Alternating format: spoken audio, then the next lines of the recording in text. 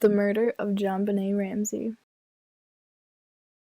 Of the many suspects on the case, Michael Helgoth was one of them. He lived in the same neighborhood as the Ramseys and had differences and quarrels with them over the property. However, his DNA was not a match, and in the ransom note he used the pronoun we, so he must have had an accomplice with him to help him commit the crime.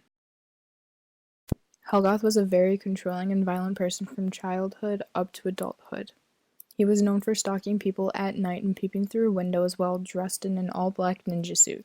Helgoth hadn't any money, collected Barbie dolls, and had infatuations with little girls. There was a girl from JonBenet's dance studio who was sexually assaulted by an intruder wearing all black like Helgoth would have been, and her mom heard it, sprayed mace in the guy's eyes. He jumped out the window. Both JonBenet and the girl had saliva on them from the intruder. Helgoth owned 2 stun guns, one of which matched the size of the markings left on JonBenet's neck.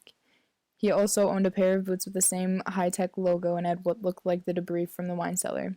He said that he had always wondered what it would be like to crush a human skull, and, in this case, JonBenet's skull was viciously crushed. He waited until the Ramseys left for the White dinner party, broke into the house, and wrote the ransom note, including the $118,000, while waiting for the family to get home. Ramsey family gets home, goes to sleep. Helgoth stun guns JonBenet and takes her to the basement.